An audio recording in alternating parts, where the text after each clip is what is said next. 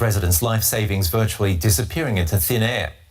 One estimate from Johns Hopkins University shows real inflation at over 130% in March.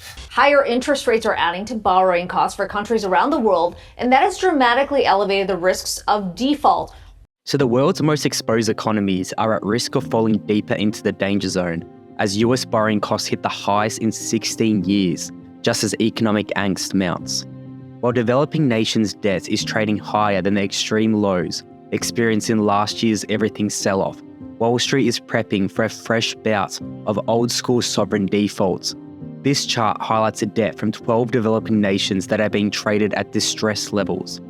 There is an alarming trend happening at the moment. We are seeing countless economies around the world completely collapse overnight. This is happening in many developing economies. The global surge in inflation led to double-digit to triple-digit price increases in some countries. Rising US interest rates mean a jump in debt servicing costs for developing nations. This has placed many developing nations on the brink of defaults. The question comes up as to why there aren't more countries facing steep financial pressure back when COVID was happening. Why are there so many economies facing complete collapse now? High inflation is a major talking point for all Turks. The lira has lost nearly half of its value within the past year, as the central bank made steep cuts to interest rates. Free falling currency, the lira, and record high inflation. The government's monetary policy has sent the country into economic turmoil. Turkey might be just one of the most high-profile countries facing economic turmoil. Even as recently as a couple of days ago, the Turkish lira crashed to a record low as President Erdogan won the presidential election. Turkish lira has crashed significantly during the last couple of years as it recently closed at $20.10 over the US dollar. Morgan Stanley expects it to slide to a whopping 29% towards 28 per dollar by the end of the year. Turkey's economy is likely to remain fragile as Erdogan has a strong belief that lower rates will lead to lower inflation. This belief has sent foreign investors fleeing, with total foreign holdings of Turkish stocks and bonds crashing by about 85%, equivalent to $130 billion since 2013. When economies grow rapidly, interest rate rises are often used by central banks to cool down the economy. They do this by increasing the cost of borrowing money, which reduces economic activity. In Turkey, however, the opposite has happened. Interest rates have been kept very low by the Turkish central bank, leading to the economy to spiral out of control. Erdogan has dismissed a number of finance ministers and heads of the central bank for challenging his unconventional policies. Erdogan blames everyone else and has a bunch of yes men around him that didn't tell him the truth to power. A centralization of power in the hands of a Turkish president is at the heart of the issue. This is having a huge negative impact on the general population. Prices to soar, including for energy and food, such as the ingredients for a Turkish breakfast. To make 1 kilo of this kosher cheese, you need 11 liters of raw milk. The price of milk doubled. With the increase on electricity, natural gas prices are rising. Our regular customers cut their consumption nearly 40%. Turkey could very well become the definition of hyperinflation. In October last year, inflation hit a 24-year high of 85.51%. In February this year, it dipped to 55.18%.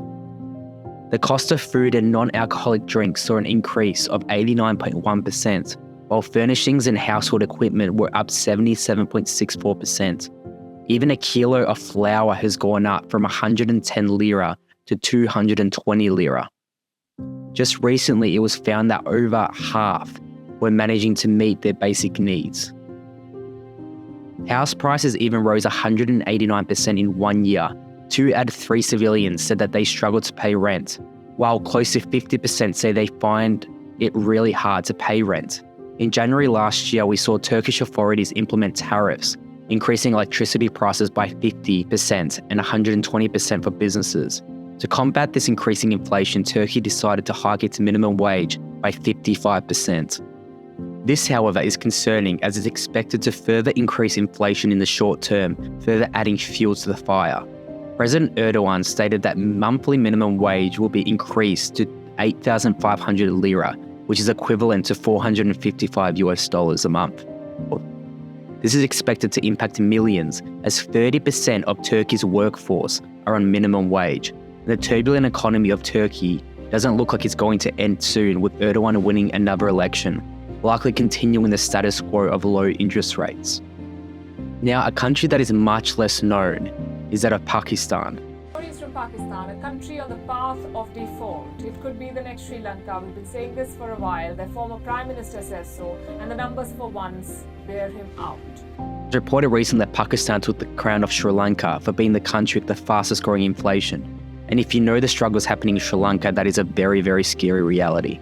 Consumer prices rose 36.4% in April this year from a year earlier, that being the highest since 1964.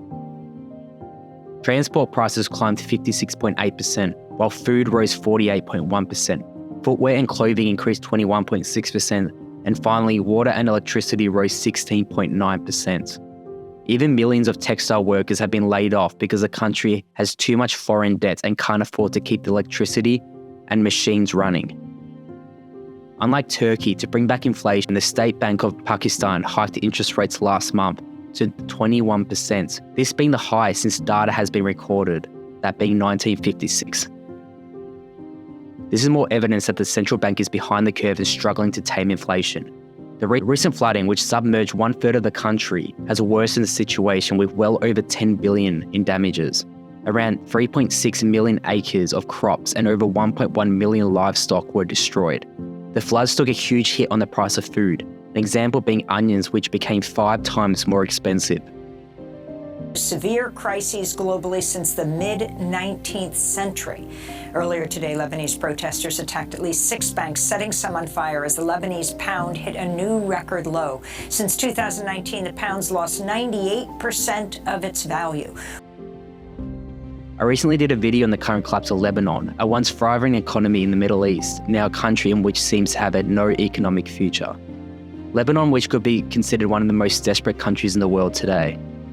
The World Bank stated that the economic and financial crisis is likely to rank in the top 10, possibly top 3, most severe crises globally since the 1850s.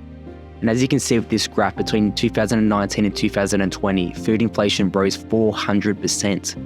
It has defaulted on much of its foreign debt. Hyperinflation has made its currency worthless. We're seeing huge food insecurity as millions are struggling to afford even the most basic necessities. And a brain drain is happening as many who have wanted to leave have already done so.